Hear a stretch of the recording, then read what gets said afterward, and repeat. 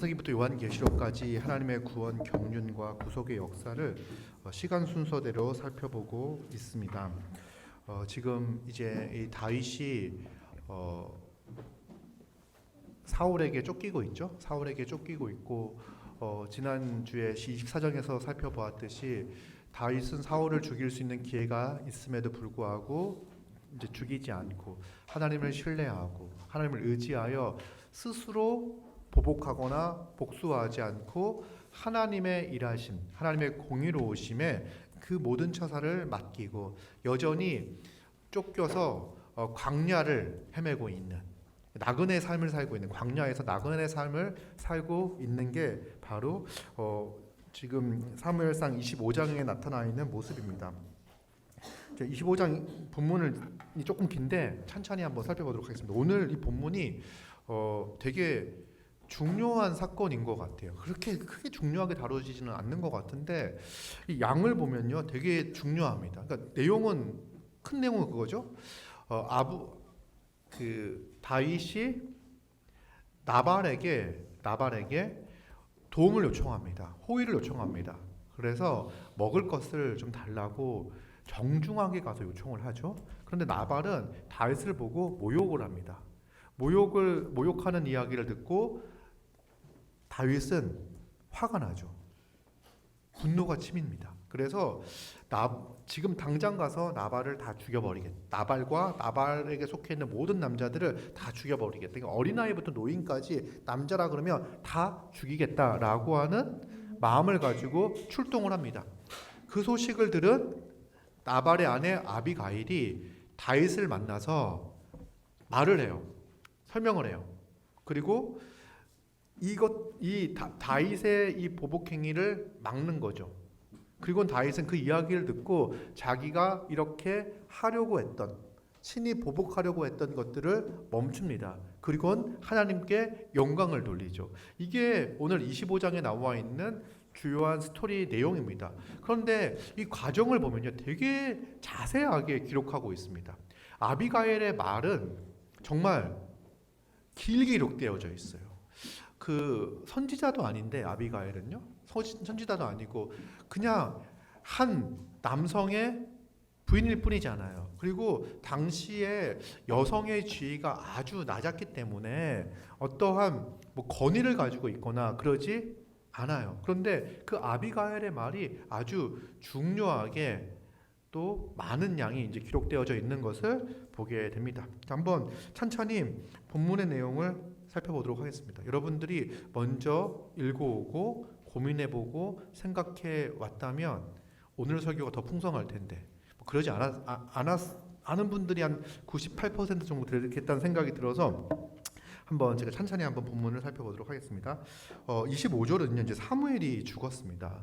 여러분 사무엘 상하를 보고 있잖아요. 지금 사무엘서를 보고 있는데 사무엘의 이야기는 별로 나오지 않는 것 같아요. 그냥 다윗상, 다윗하 이렇게 이야기를 해도 될 것 같은 이 비중이 다윗에게 있는데 이 책의 이름은 사무엘서입니다. 사무엘상, 사무엘서죠. 사무엘은 아주 중요한 역할을 합니다. 사무엘이 한 역할은 뭐냐면 이스라엘의 왕을 세우는 역할을 합니다. 하나님의 뜻대로 이스라엘의 왕을 세우죠. 사무엘이 세운 왕은 두 왕입니다. 사울과 다윗이에요. 그리고 사무엘의 역할은 왕을 세우는 것뿐만 아니라 왕을 폐위하는 것까지 사무엘의 역할이었습니다. 사명이었습니다. 그래서 사울을 왕으로 세우고 사울을 폐위하고 또 다윗을 왕으로 세우는 이 역할을 감당하고 이제 죽음을 맞이합니다. 사무엘의 삶은요, 그 또한 하나님께서 맡겨주신 사명을 잘 감당하고 또 이렇게 생명을 마감하는 그런 것들을 볼 수가 있습니다. 우리의 인생도 마찬가지로 이러할 겁니다. 한평생 무엇을 위해 살고 있는가? 여러분들은 지금 무엇을 위해서 살고 있습니까? 사무엘처럼 하나님의 은혜를 알고 또 하나님께서 우리를 부르신 이유와 목적을 알고 그 뜻에 합당한 삶을 살아가고 있는지 아니면 그와 다르게 여전히 우리의 욕망과 탐심을 채우기 위해서 우리의 인생을 막 시간을, 삶을, 젊음을 사용하고 있고 마지막 딱 죽음을 맞이했을 때 내가 도대체 무엇을 위해서 살았는가? 내 인생이 참 허망하다라고 평가 내릴 수밖에 없는 그런 인생을 살고 있진 않은지 한번 돌아보았으면 좋겠습니다. 사무엘은 그 그 사명을 다 마치고 그 생애를 마감하는 모습을 보게 됩니다. 그리고 이제 내용이 전개가 되어지면서 2절부터는 이제 새로운 에피소드 사건이 하나가 등장을 합니다. 등장 인물이 누구냐면 이제 나발이라는 사람이 등장을 합니다. 이 나발이라는 사람은요 매우 부자였습니다. 부유했습니다. 양이 3,000마리고 염소가 1,000마리가 되었습니다. 그러니까 어마어마한 부자라고 기록되어져 있어요. 그리고 3절에 보니까요 그 사람의 그 부유한 사람의 이름은 나발이고 그의 이름의 그 아내의 이름은 아비가일입니다. 이 아비가일 이 여자는요 아내는요 아주 총명하고 똑똑하다는 이야기죠. 총명하고 용모가 아름다웠다. 이게 이제 이쁜데 마음도 착하고 뭐 똑똑하고 뭐 이런 아내를 두고 있었습니다. 그리고 이 남자 나발은 아주 완고하고 고집이 세고 행실이 악하고 악한 사람이라고 이야기를 해요. 근데 지금 이 뒤에 보면은 나발을 묘사하는 뭐 미련하다, 바보다 뭐 이런 표현들이 계속해서 반복되어져 있잖아요. 요 특징이 뭐냐면 다른 사람을 위하여 다른 사람에게 유익을 끼치지 않는 삶, 인생을 나타낼 때 쓰는 표현들입니다. 그러니까 그가 부유했지만 그 인생은 왜 미련하냐면 왜 이렇게 행실이 악하다라고 평가를 받냐면 그 부유한 것을 가지고 다른 사람을 돕거나 다른 사람에게 유익을 끼치는 삶을 살지 않았다는 거예요. 이제 그런 평가를 받는 사람이었습니다. 다윗이 나발이 자기 양털을 깎는다는 이야기를 들었습니다. 그리고는 이제 다윗이 나그네 정처 없이 떠도는 생활들을 하고 있으니까 그곳에서 부유한 나발에게 가서 호의를 구합니다. 그래서 10명의 소년들을 보내고 나발에게 가서 그에게 문안하고 좀 이제 먹을 것을 달라고 이야기를 하죠. 그래서 소년들에게 이렇게 이야기하라고 합니다. 6절 보니까요. 평강을 먼저 구하고 너는 평강하고 내 집도 평강하고 내 소유의 모든 것도 평강하라 라고 이렇게 인사를 하라고 이야기하죠. 그러면서 7절 보니까요. 내게 양털 깎는 자들이 있다함을 이제 내가 들었노라. 내 목자들이 우리와 함께 있었으나 그러니까 나발의 양떼를 치던 목자들이 광야에서 다윗의 무리와 함께 있었던 시간들이 있었어요. 우리가 그들을 해하지 아니하였고 그들이 갈멜에 있는 동안에 그들의 것을 하나도 잃지 아니하였더라고 이야기를 해요. 그게 뭐냐면 사실 다윗이 궁한 상황이기 때문에 슬쩍슬쩍 할 수도 있고 유해를 가해서 양이나 이런 것들을 뺏을 수도 있는데 그렇게 하지 않고 오히려 그 다른 사람들로부터 그 양떼가 해를 입거나 뭐 약탈을 당하거나 이런 것들을 보호하고 막았다. 그래서 우리가 너희 목자들과 함께 있어서 너는 경제적인 손실을 하나도 입지 않았다. 이런 얘기를 하는 거예요. 그래서 자기에게 호의를 베풀어 달라고 이야기하면서 최소한 호의를 베풀 받을 만한 이유 이런 것들을 이제 설명을 하고 있습니다. 우리가 그렇게 했으니까 저 상황들을 살펴가지고 우리에게 좀 달라 이렇게 이야기하는 거죠. 그러면서 8절 내 소년들에게 물으면 그들이 내게 말하리라. 그러니까 너의 소년들에게 물어보면 우리가 어떻게 했는지를 다 얘기할 거다. 그런즉 내 소년들이 내게 은혜를 얻게 하라. 그러니까 나의 소년들이 너에게 은혜를 얻었으면 좋겠다.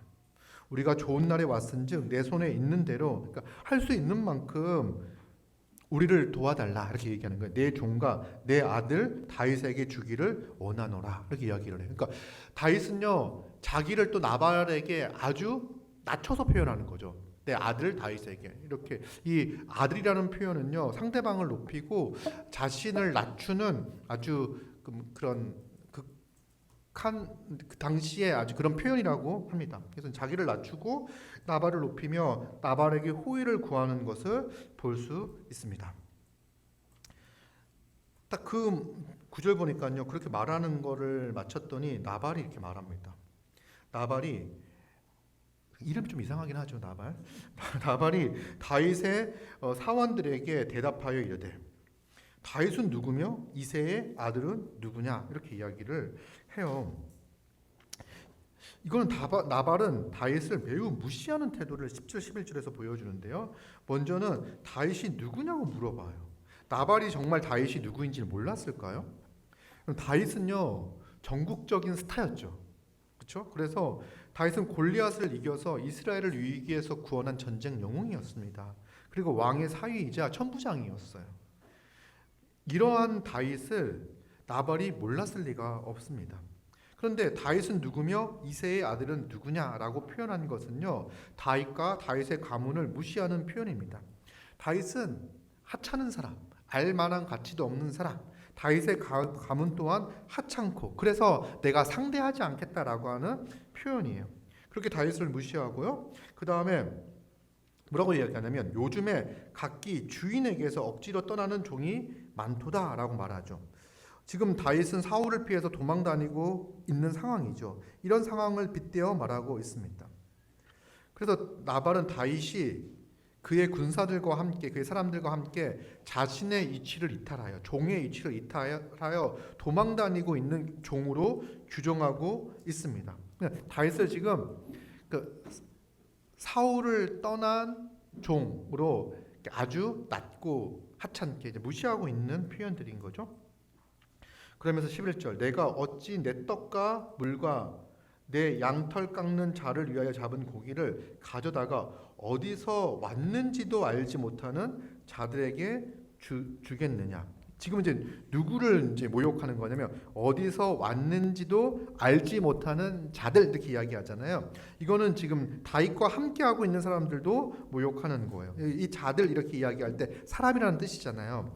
요때 쓴 히브리어 단어가 일반적인 사람을 뜻하는 단어가 아니라 에노시라는 단어를 쓰고 있는데 이건 사람을 되게 낮춰서 비하할 때 쓰는 용어예요. 그러니까 이 단어를 자기 자신에게 가리키는 단어는 자기 자신을 표현할 때 쓰면요, 에노시라는 단어를 쓰면요, 자기를 낮추는 단어이지만 다른 사람에게 쓸 때는 그 사람이 나약하고 또 하나님의 심판을 받을 악한 사람들이다, 멸망받을 운명에 있는 사람이라고 표현하는 거예요. 그러니까 어디서 왔는지도 못하는 이 멸망받을 악한 자들에게 내가 먹을 것을 왜 줘야 하느냐라고 이야기하면서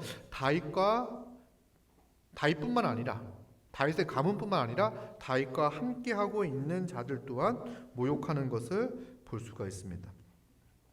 그런데 이 나발이 다윗을 조롱하고 다윗의 가문을 조롱하는 것은요, 또 다윗과 함께하는 자들이 멸망받을 자들이라고 멸시하는 것은요, 단지 이 사람들만을 멸시하고 무시하는 것이 아닙니다.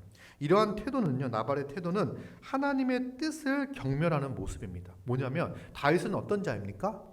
하나님께서 기름 부으시고 하나님께서 다음 왕으로 세운 자잖아요. 다윗이 왕이 될 거라고 하는 거는요, 다음 왕이라는 사실은요, 누가 알고 있습니까? 지금 모든 사람이 알고 있다라고 봐야 됩니다. 그렇죠? 요나단이 알고 있었잖아요. 근데 24장에 보니까 사울도 알고 있어. 사울도 알고 있고 사울도 먼 거리 떨어졌을 때 말하잖아요. 하나님께서 너를 다음 왕으로 세우지를 내가 알고 있다라고 이야기하잖아요. 그러면 사울이 그렇게 이야기할 때 사울과 함께 있던 3,000명의 군사들도 다 알고 있었을 거고, 또 이미 하나님께서 다윗을 기름 부으시고 세우셨기 때문에 사울이 그것을 못 참고 하나님의 뜻을 대적하고 있기 때문에 다윗을 죽이려고 한다라고 하는 소문들이 이렇게 퍼져 있었죠. 왜냐하면 노베에서 제사장 그룹과 노베 사람들이 진멸당하고 이런 것들을 통해 가지고 이미 하나님의 뜻이 그러하다는 사실, 다윗을 기름 부으시고 다음 왕이 될 자로 택하셨다는 사실을 알고 있는 거예요. 그런데 이런 다윗을 멸시하고 무시하는 것은요, 하나님의 뜻을 무시하고 경멸하는 모습이라고 할 수가 있습니다. 나발의 이러한 행동은 하나님이 사람을 세우시고 그를 통해서 하나님의 섭리와 하나님의 뜻을 이루어 가시는 것을 대적하고 있는 행동이라고 할 수 있습니다. 여러분, 누가 나를 이렇게 경멸하고 무시하고 나의 집안을 무시하고 그리고 나와 함께하는 나를 돕는 자들을 막 무시하고 한다면요, 여러분들 마음이 어떠하겠습니까? 기분이 좋지 않겠죠. 다윗도 기분이 안 좋았어요. 기분이 안 좋아가지고 뭐라고 하냐면 12절 보면은요, 소년들이 돌아와서 이 모든 말을 다시 다윗에게 전합니다. 이 다윗이 이걸 듣자마자 어떤 행동을 취하냐면 자기 사람들에게 이르되 너희는 각기 칼을 차라. 또 각기 칼을 차며 다윗도 자기 칼을 찼습니다. 그 400명 가량이 무장을 한 상태로 이제 나발을 치기 위해서 출발을 합니다. 정말 이렇게 즉각적인 행동을 보여주는 거죠. 딱 무시를 당하고 멸시를 당하고 경멸받은 기분이 들었을 때 다윗은 즉각적인 보복 조치를 취합니다. 여러분, 이 태도와 이 자세가 괜찮은 겁니까? 이제 나발이 얼마나 다윗을 모욕했고 멸시했고 했다는 사실들을 기억하고 안다면 우리 그 감정을 이입하면 우리 또한 이렇게 다윗과 같은 행동을 보일 수도 있겠다는 생각이 들어요. 나를 도와 나발 그 가족들을 치는 거는 일도 아닌 거예요. 다윗 입장에서는요.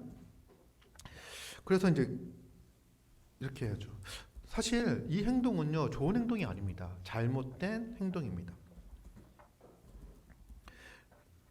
사실 지금의 모습은요, 지금까지 보였던 다윗의 태도와는 많이 다릅니다. 다윗은 어떤 중요한 결정을 할 때 먼저 어떻게 합니까? 하나님의 뜻을 구하잖아요. 하나님이 원하시는 것이 무엇인지를 구하죠. 지금 다윗은 누구를 죽이려고 하냐면 하나님의 백성, 이스라엘 영토 안에 있는 이스라엘 갈멜의 자손이잖아요. 갈렙이거든요. 그러면은 이거는 갈렙 족속이거든요. 그러면 갈렙이 누굽니까? 그 정복 전쟁을 했을 때 갈렙과 여호수아 그 전쟁 영웅 아닙니까? 그 같은 족속인데 그를 죽이고 그 가문을 멸하는 이 결정을 하는데 하나님의 뜻을 구하지 않고 즉각적으로 행동을 해요.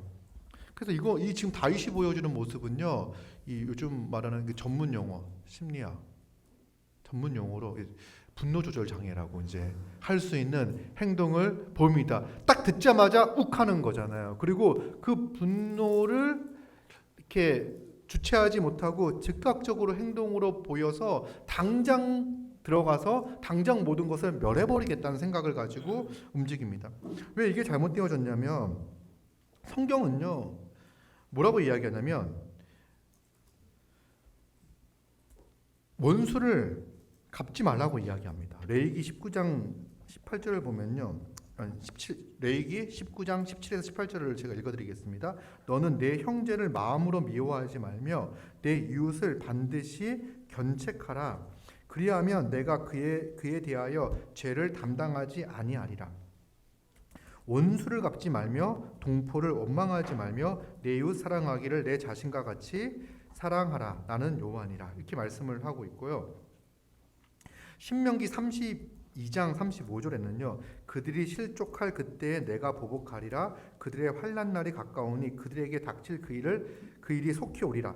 이게 이제 새 번역에 어떻게 번역되어 있냐면 원수 갚는 것은 내가 하는 일이니, 그러니까 하나님께서 하신다고 얘기해요. 원수를 갚는 거는 하나님께서 하시는 거니 내가 갚는다. 원수들이 넘어질 때가 곧 온다. 재난의 날이 가깝고 멸망의 때가 그들이 덮친다. 그래서 원수를 하나님께서 갚으신다고 이야기를 해요. 그래서 성경은요, 원수를 사랑하라고 이야기하고, 왜 원수를 사랑하라고 이야기하냐면 그 원수를 하나님께서 갚으실 거기 때문에 보복과 복수는 우리의 몫이 아니라 누구의 것이라고요? 공의로우신 하나님께서 행하신다라고 말씀을 하는 거예요. 그래서 이 신명기 말씀을 인용하고 있는 그 말씀이 이제 로마서 12장 19절. 내 사랑하는 자들아 너희가 친히 원수를 갚지 말고 하나님의 진노하심에 맡기라. 기록되었으되 원수 갚는 것이 내게 있으니 내가 갚으리라고 주께서 말씀하시니라. 그러니까 기록되었을 때 이 기록되어진 말씀이 신명기 32장 35절을 이야기하는 거예요. 하나님의 율법에 분명히 원수를 갚지 말라. 하나님께서 갚으실 거라고 말씀을 하셨는데 다윗은 급발진해서 지금 그 분노를 화를 주체하지 못해서 나발에게 복수하기 위해서 보복하기 위해서 떠나는 모습을 보게 됩니다. 여러분 24장에서 다윗의 모습은 어떠했습니까? 24장에서는요. 사실 사울이 자기 죽이려고 하는 상황이 정말 억울하고 원통하고 분이 나는 상황 아닙니까? 화가 나는 상황 아닙니까? 근데 다윗은요. 그 상황 가운데서도 평정심을 유지하고 하나님의 뜻을 기억하고 하나님께서 기름 부은 자를 자기가 해하지 않겠다. 이 모든 공의로운 심판은 하나님께서 행하실 것이라는 것을 믿고 그는 옷자락만 베잖아요. 그랬던 다윗이 이런 결정을 합니다. 24장은요. 다윗의 영적 성공, 영적인 승리의 아주 큰 모습을 보여줘요. 그러니까 불과 24장에서 영적으로 큰 승리를 거두었던 다윗이 곧바로 이상하고 잘못되고 악한 결정을 하는 것을 보게 됩니다.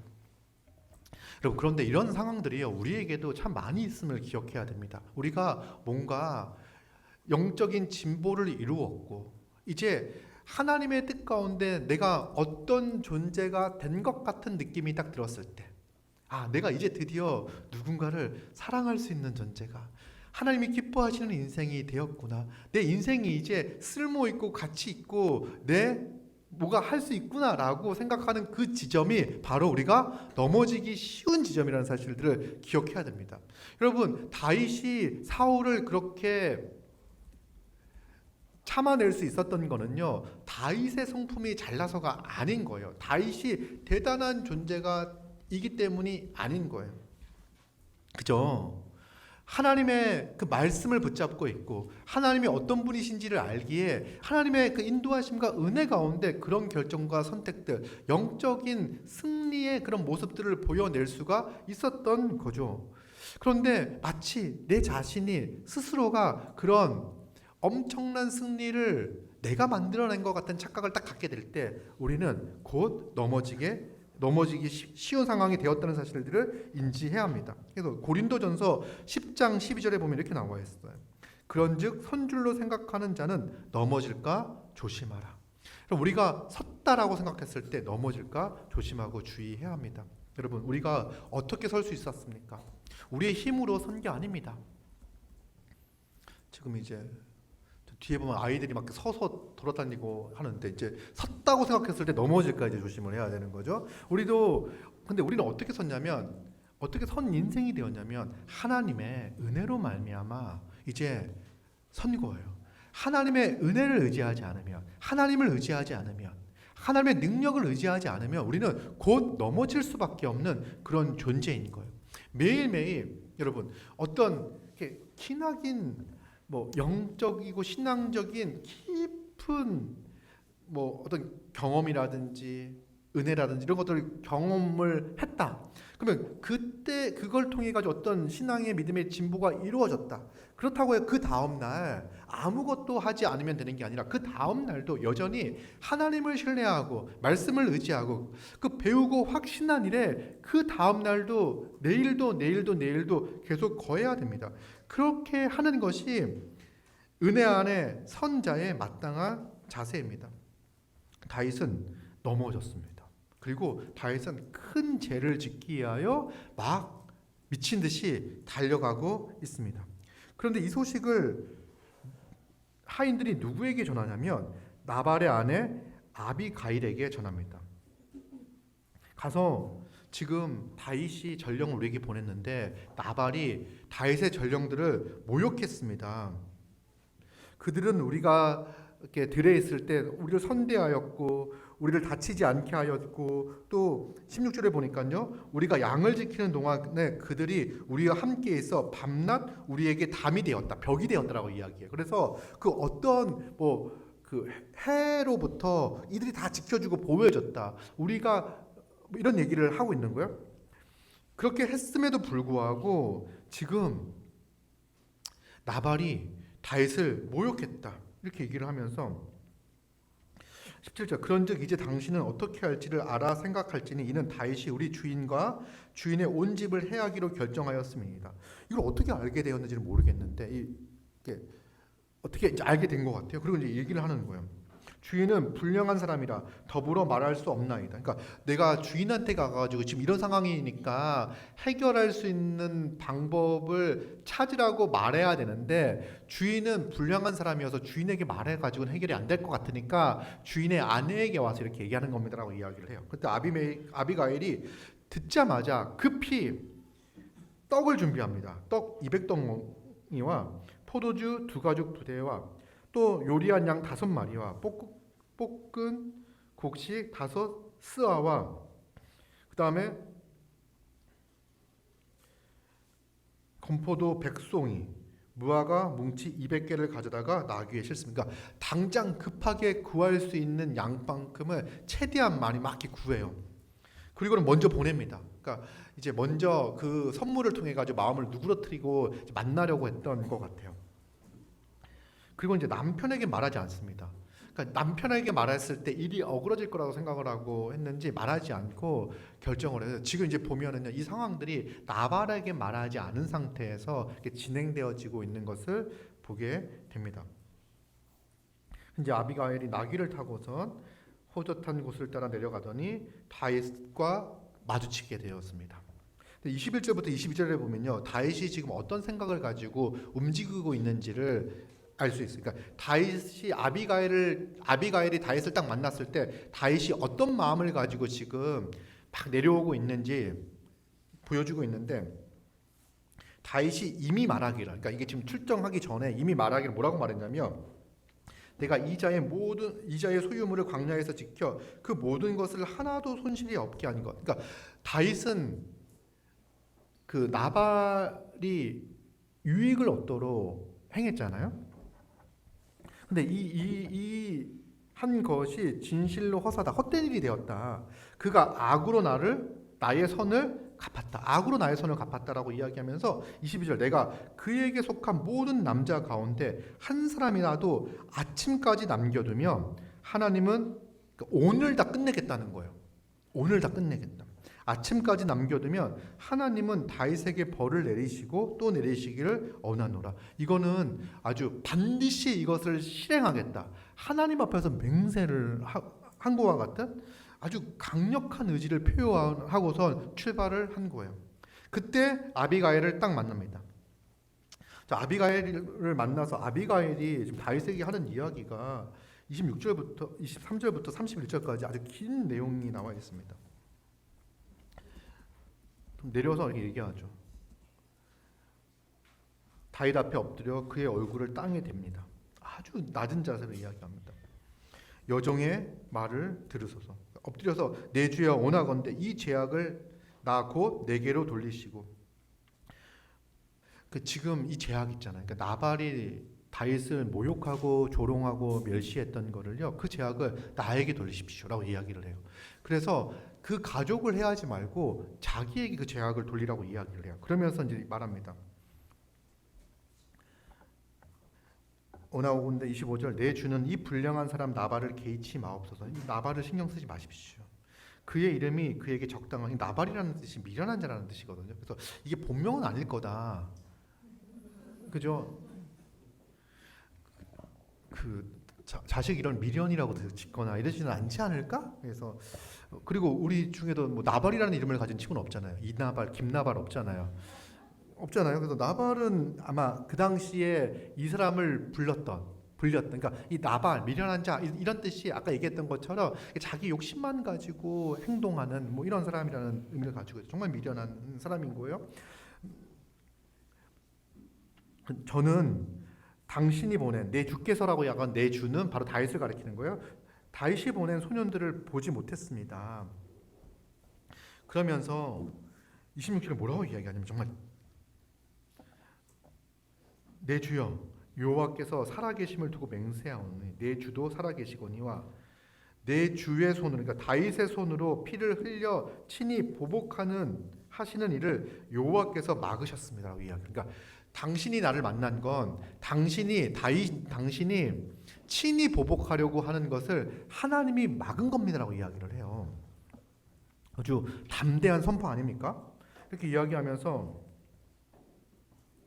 그러면 내 주의 원수들과 내 주를 해하려고 하는 자들은 나발과 같이 되기를 원합니다. 그러니까 나발과 같이 이렇게 미련한 자가 될 겁니다라고 이야기를 해요. 그러면서 예물을 내 주를 따르는 손에게 주게 하시고 이거 가져가십시오라고 이야기하면서 뭐라고 이야기하냐면 저 다시 한번 주의 여종의 허물을 용서하여 주시고 그러면서 이제 그 거의 예언자와 같은 이야기를 합니다.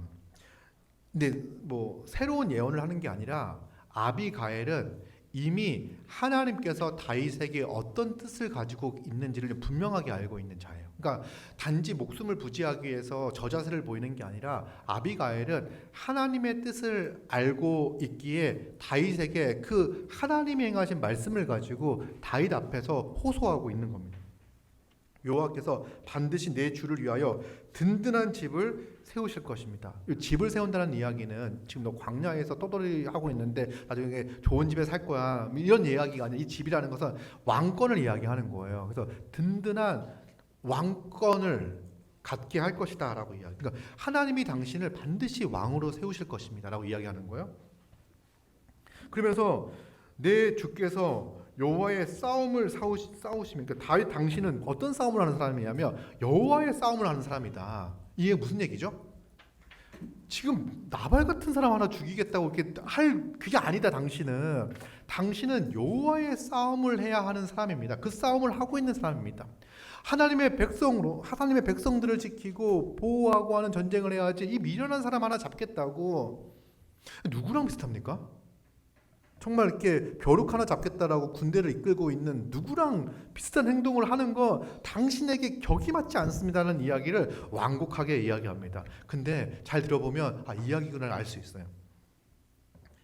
그러면서 내 주의 일생에 내 주에게 악한 일을 찾을 수 없습니다라고 이야기를. 그러니까 지금까지 당신에게 악한 일을 찾을 수가 없습니다. 이게 뭐냐면 왜 근데 지금 악한 일을 행하려고 합니까? 라고 하는 거예요. 여러분 이거 되게 정중한 태도를 가지고 있지만 상당히 아픈 이야기들을 하고 있는 겁니다. 지금 화가 나가지고 분내 차가지고 당장이라도 모든 것을 멸해버리고 죽일 것 같은 그 기세를 가지고 있는 다윗을 만나서 아비가엘이 정말 당신이 누군지를 아십시오. 당신은 하나님께서 왕으로 세울 하나님의 이스라엘 나라의 왕입니다. 그런 당신이 일개 그런 미련한 사람 하나를 죽이겠다고 피해 보복을 하겠다고 율법까지 어기면서 그렇게 합니까? 지금까지 당신이 악을 행하지 않았는데 왜 악을 행하려고 합니까? 라고 하는 아주 날카로운 비판입니다. 근데 겉면인 거예요. 그러면서 뭐라고 얘기하냐면 29절 사람이 일어나서 내 주를 다윗을 쫓아다니면서 다윗의 생명을 찾으려고 해도 다윗의 생명은 하나님 여호와와 함께 생명 싸개 속에 쌓여 있을 것이요. 그러니까 하나님의 생명 싸개에 다윗의 생명이 쌓여 있습니까? 하나님의 절대적인 보호함 가운데 당신의 생명이 있습니다. 이라고 이야기하는 거예요.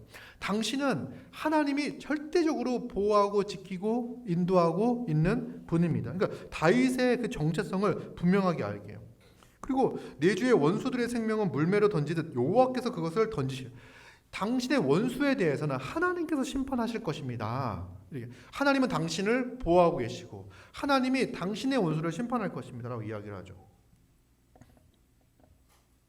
그러면서 30절 여호와께서 내 주에 대하여 다윗에 대하여 하신 말씀대로 다윗 당신에게 하신 말씀대로 모든 선을 내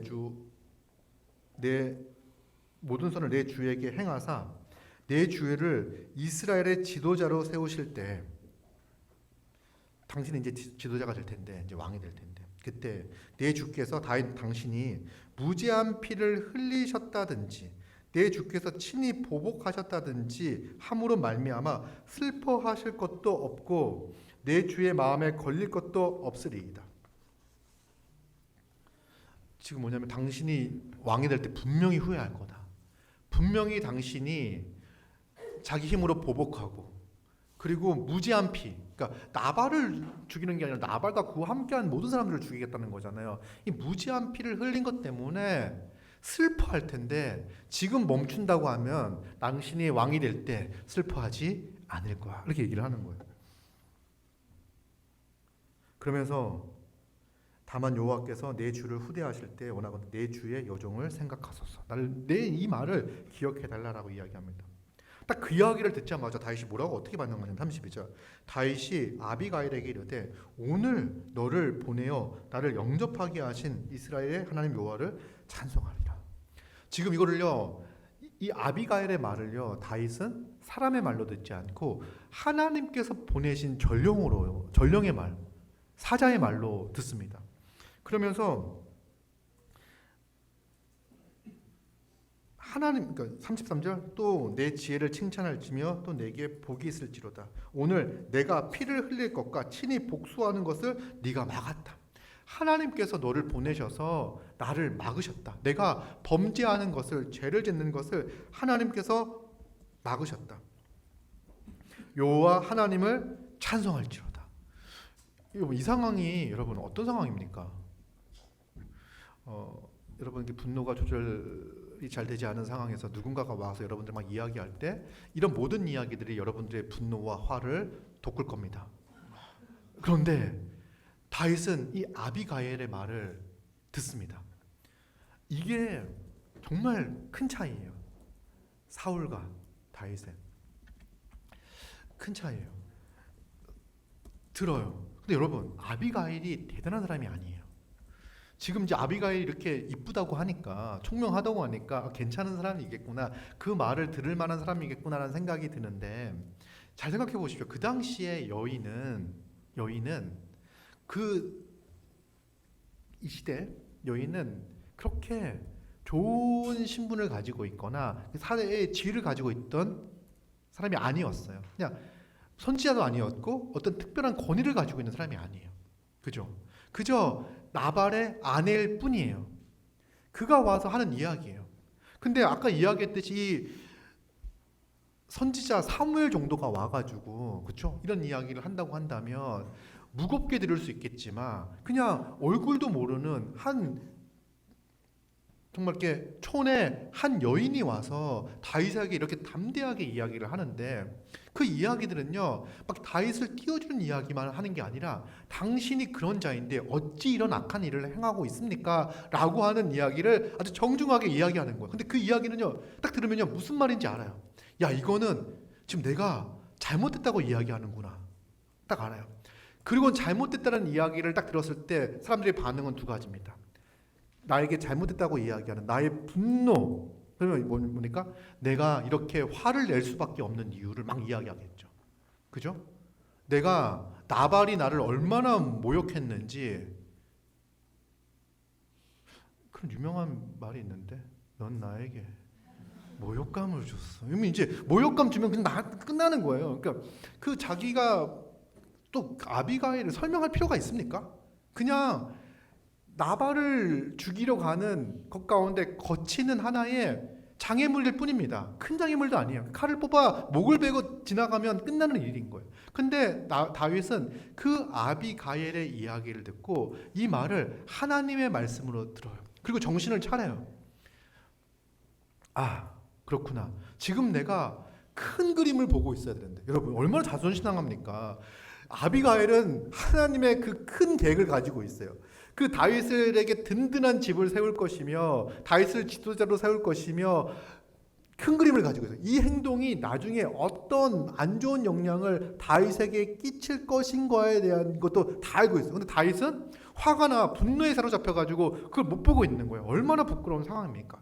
그때 다윗은 그 이야기를 듣고 하나님께 영광을 돌립니다. 하나님을 찬양합니다. 오늘 이 사람을 만나게 하셔서 나를 돌이키게 하시니 감사하다라고 이야기를 합니다. 34절 나를 막아 너를 해하지 않게 하신 이스라엘의 하나님 여호와의 살아계심을 두고 맹세하노니 내가 급히 와서 나를 영접하지 아니하였더라면 밝은 아침에는 과연 나발에게 한 남자도 남겨두지 아니하였을 것이다. 지금 네가 한 행동이 뭔지에 대해서 얘기하는 하나님께 영광을 돌리고서 너가 급히 정말 그러니까 뭐 지금 나발에게 말하지 않고라고 하는 표현이 어떤 표현이냐면 정말 급박하게 결정을 내려야 되는 그런 상황이었고, 아비가일은요 이 상황 파악을 딱 해가지고 누구를 지금 만나야 되고 누구를 돌이켜야 되는지를 알고 있는 거예요. 그래서 이런 조치를 했고, 이렇게 하지 않았다면 나발에게는 한 남자도 남아있지 않았을 것이다 라고 이야기를 해요. 그리고 35절, 다윗이 그가 가져온 것을 그의 손에게 받고 그에게 이르되 네 집으로 평안히 올라가라. 내가 내 말을 듣고 내 청을 허락하노라. 이제 아비가일의 청이 이제 받아들여졌습니다. 그래서 그 다윗의 손에 피를 묻히고 사적인 보복하는 것을, 그래서 악을 행하는 것을 멈추게 되었습니다. 근데 아비가일이 딱 집에 돌아오니까요, 나발은 지금 뭐 하고 있냐면 잔치를 벌이고 있습니다. 자기를 위한 잔치를 벌이고 있는 거예요. 이 잔치도 엄청 큰 어마어마한 잔치예요. 왕과 같은 잔치야. 이 사람은 지금 왕인 거예요. 그러니까 왕과 같은 상태예요. 여러분, 양 3,000마리 가져본 적 있습니까? 염소 1,000마리 가져본 적 있습니까? 그러면 세상을 다 얻은 것 같을 거예요. 그 당시에 양 3,000마리와 염소 1,000마리면 세상을 다 가진 것 같을 거예요. 자기가 왕과 같을 거예요. 그러니 다윗과 같이 사울에 쫓겨나가는 사람들이 이렇게 하찮게 보이는 거죠. 무시하는 거죠. 근데 어떤 상황이 벌어지고 있는지도 모르면서 잔치를 벌이고 크게 취하여 마음에 기뻐합니다. 이거 제정신으로 기뻐하는 게 아니라 이제 취해가지고 크게 기뻐하고 있습니다. 아비가일이 이제 술 취해 있는 나발에게는 이제 말하지 않습니다. 이분은 들어갈 때와 빠질 때 다 알고 있어요. 그래서 급박하게 해야 될지 지금 아닌지 알고 있어요. 그때 아침날까지 기다려요. 술 깰 때까지 아무 말도 하지 않다가 아침까지. 아침에 나발이 포도주에서 깬 후에 그의 아내가 그에게 이 일을 말합니다. 근데 그 얘기를 딱 듣자마자 나발은 낙담합니다. 그러니까 큰 실망감과 큰 절망감이 확 엄습해 옵니다. 그러면서 몸이 돌같이 굳어버립니다. 약간 너무 정신적인 충격을 받아요. 왜 그런지 모르겠는데 그 말을 듣고 정신적인 충격을 받습니다. 그리고는요, 그 나발의 말에 죽은 게 아니라 열흘 정도 그렇게 앓다가 여호와께서 나발을 치심에 그가 죽습니다. 그래서 지금 이게 하나님께서 친히 심판하실 것인데, 공의로 심판하실 것인데 다윗은 그거를 못 기다리고 못 참고 이렇게 막 나섰던 거죠. 근데 39절 보니까요, 나발이 죽었다함을 다윗이 듣고 이르되 나발에게 당한 나의 모욕을 갚아주사 종으로 악한 일을 하지 않게 하신 여호와를 찬송할지니라. 그러니까 하나님께서 나를 악한 일을 행할 것을 막아주시고 하나님께서 공의를 행하셨구나라는 사실로 인하여 하나님을 찬양하는 모습을 보게 됩니다. 그리고는 여호와께서 나발의 악행을 그의 머리에 돌리셨도다 하니라. 다윗이 아비가일을 자기 아내로 삼으려고 사람을 보내어 그에게 말하고 해서 이제 아비가일을 다윗의 아내로 삼는 걸로 해가지고 요 내용이 마칩니다. 그래서 이 사건을 통해 가지고 다윗은 지혜롭고 총명한 아비가일을 아내로 얻는 것을 볼 수가 있습니다. 이게 전체적인 내용인데요. 몇 가지 좀 적용점들을 생각을 해보도록 하겠습니다.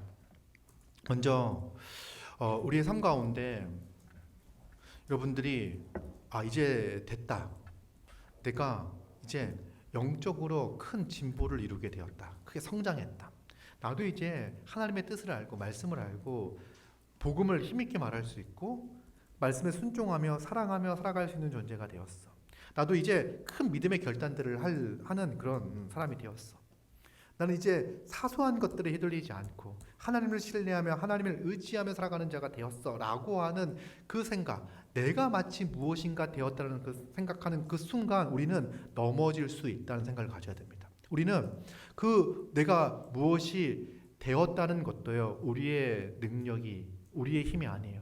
다 하나님의, 우리는 여전히 아무것도 스스로의 힘으로 할 수 없는 무력한 자입니다. 그런데 그런 우리를 하나님께서 사랑하셔서 하늘의 은혜를, 하늘의 능력을, 하늘의 힘을 허락해 주셔서 그런 그리스도를 닮은 거룩한 삶의 모습으로 살아가게 하시는 거예요. 그래서 오늘도 우리는 그리스도가 필요한 자고 은혜가 필요한 자고 하나님의 사랑과 하나님의 말씀과 하나님의 뜻에 순종하며 살아가야 할 필요가 있는 자들입니다. 우리가 섰다고 생각했을 때 넘어질까 주의하고 조심해야 합니다. 그럼 우리 삶 가운데 이렇게 교만한 모습들이 있을 때가 언제 있습니까? 여러분, 우리는요, 뭔가 습관이 됐다라고 생각했을 때, 그러니까 기도를 하고 말씀을 보고 하는 것들도요, 여러분, 이게 내가 이제 기도할 수 있는 사람이 됐어. 이제 내가 성경을 잘 연구할 수 있는 사람이 됐어. 성경 말씀 순종할 수 있는 사람이 됐어라고 하는 게 아니에요. 오늘도 내가 기도가 필요한 자이고, 오늘도 말씀이 필요한 자고, 오늘도 말씀이 필요한 자이기에 하나님 말씀 앞에 서는 거고, 오늘도 주님께 간구하고 기도하는 거예요. 나는 이제 그 모든 것들을 능숙하게 할 수 있는 자가 됐다라고 생각할 수가 없어요. 오늘도 그 말씀이 필요한 자고 기도가 필요한 자로 있는 거죠. 그래서 우리는 항상 하나님의 은혜를 기억해야 됩니다. 그런데 우리는 어떻습니까? 다윗보다도 더 쉽게 넘어지는 자들이 우리입니다. 다윗은 엄청난 영적인 성공을 거두었잖아요. 그렇죠? 여러분, 사울을 바로 눈앞에서 살려준 거, 무방비인 상태를 칼을 들고 있었던 다윗이 살려준 거예요. 그때 다윗은 정말 내가 하나님을 신뢰하고 있구나, 하나님을 의지하고 있구나, 하나님이 나를 얼마나 기뻐하실까, 내 인생은, 내 생명은 하나님께 달려있습니다라고 하는 그 신앙 고백을 한 다음 나오는 장면이 뭐냐면, 그 분노를 참지 못해서 악을, 하나님의 뜻, 하나님의 법보다 자기의 그 상한 감정이 먼저 작동하여 행동으로 옮기는 그 모습이 다윗의 모습이었어요. 그래서 이런 모습은요, 우리에게도 마찬가지로 있습니다. 우리도 마찬가지로 이런 잘못된 실수들을요, 계속 반복해서 행할 수가 있어요. 그때 하나님께서는 우리의 이 잘못을 어떻게 교정하시냐면, 하나님은 다윗의 이 잘못된 것을 아비가일을 통하여, 정말 이렇게 미천한 신분을 가지고 있는 한 여인을 통하여 하나님의 뜻을 깨닫게 하시고, 옳음이 무엇인지를 알게 하시고, 그것들을 멈추게 하시잖아요. 우리의 삶도, 우리의 인생도 마찬가지입니다. 하나님께서 우리가 악한 길로 걸어가려고 할 때 하나님께서 하나님의 사람을 보내셔서 그 하나님의 말씀을 통하여 우리의 잘못된 것들을 교정하고 바로 잡으십니다. 여러분, 우리를 바로잡고 교정하는 것들, 우리는 하나님의 은혜를 알고 복음을 알았을 때 우리는 참으로 기쁘고 참으로 감사하잖아요. 그리고 이제는 하나님의 뜻을 쫓아 거룩한 주의 백성으로 살아가기를 다짐하고 결단하잖아요.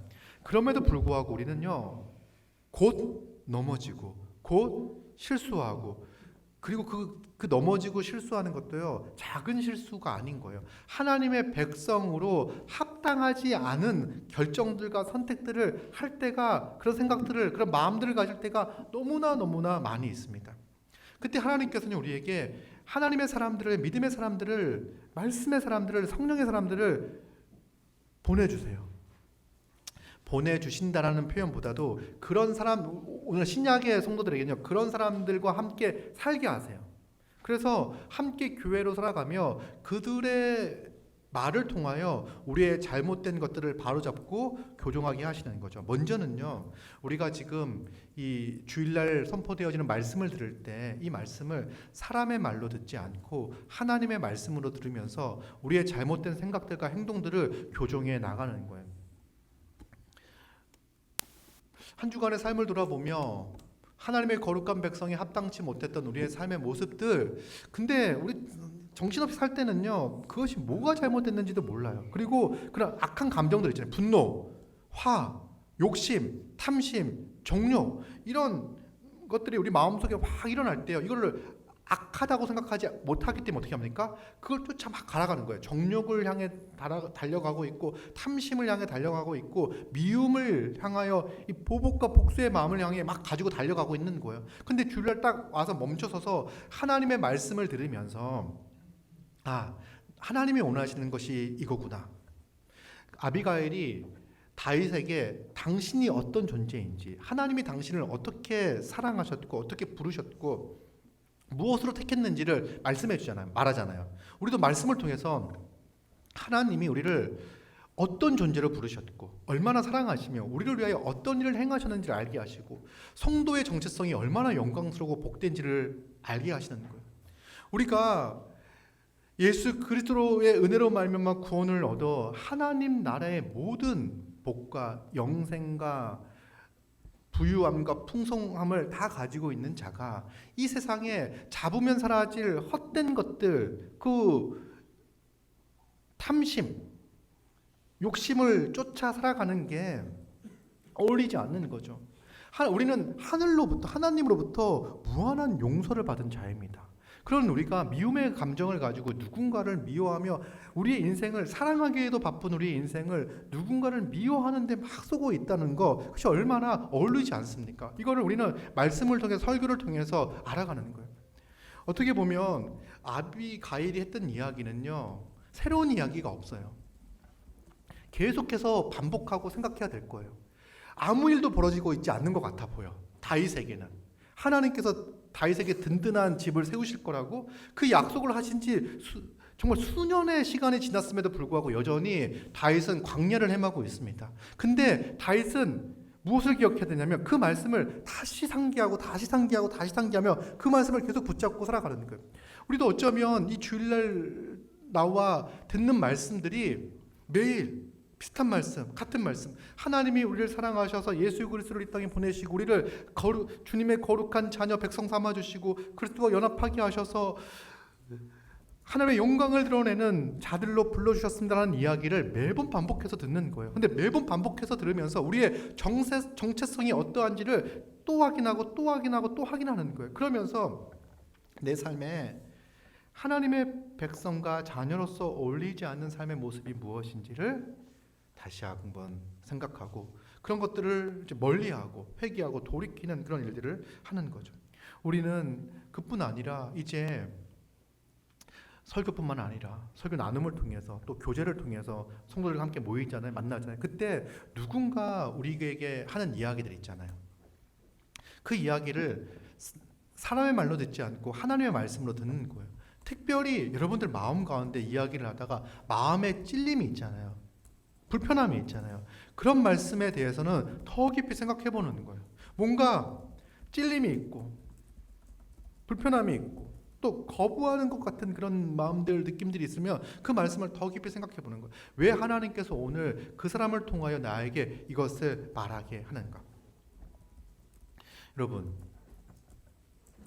저 아비가일의 태도가요, 대단히 자기를 낮추고 이야기하잖아요. 여러분, 누군가 여러분들에게 이야기할 때 대단히 조심스럽게 이야기할 수 있습니다. 그러면요, 그 태도에만 취할 수가 있어요. 무슨 말이냐면, 그렇지, 나한테 와서 용서를 구하는구나. 역시 난 대단한 사람이지. 이렇게 생각할 수 있다는 거야.